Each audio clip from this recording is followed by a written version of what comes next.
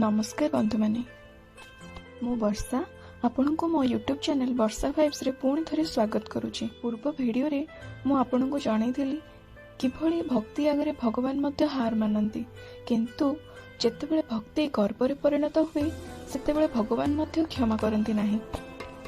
अच्छा कहतु तो आपण मैंने भक्ति कहले आमे माने कौन बुझिबा? भगवान को प्रति थिबा श्रद्धा, प्रेम और समर्पण भाव। भक्ति मन रे नम्रता आनी थाए, मन को शांति दिए और पाप को दूर करे। जेमिति कि उदाहरण होची हनुमान को प्रभु श्री राम को प्रति थिबा भक्ति। अन्य पक्षरे होची गर्व। गर्व कहले कौन बुझिबा क्या? निज शक्ति, धन, सुंदरता किंवा ज्ञान पाए अहंकार। मन रे अनेक अभिमान, अन्य को छोट भाविबा, निज को महान भाविबा। गर्व मनुष्य को किछि नुहे आज्ञा, पतन दिग को नहीं जाई थाए। जेमिति कि उदाहरण होची रावणଙ୍କ अहंकार। पुरातन समयर कथा, लंकार राजा रावण अत्यंत पंडित, वीर और शिवभक्त थिला। से 4टी वेद और 6टी शास्त्र रे ज्ञानी थिला, किंतु सही समय रे ता मन रे थिला भयंकर अहंकार। रावण महादेव को प्रसन्न करने पई घोर तपस्या करुथिला। कहा जाए से निज मुंड को काटी शिव को अर्पण करुथिले। प्रत्येक बार मुंड कटिबा परे तार भक्ति और शक्ति आहुरी बढ़ुथिला।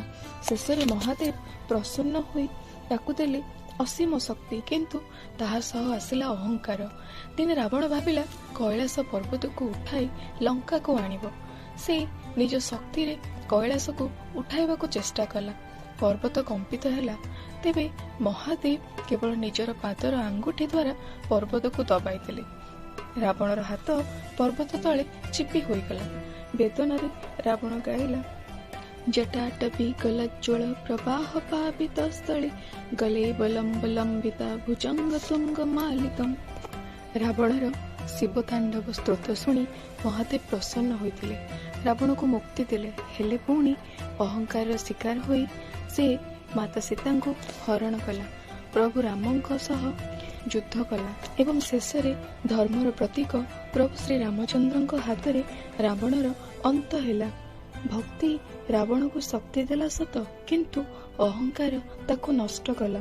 तेणु जीवन रे ज्ञान और शक्ति थिबा खराब नुह, किंतु अहंकार थिले सब किछि नष्ट होई जाय।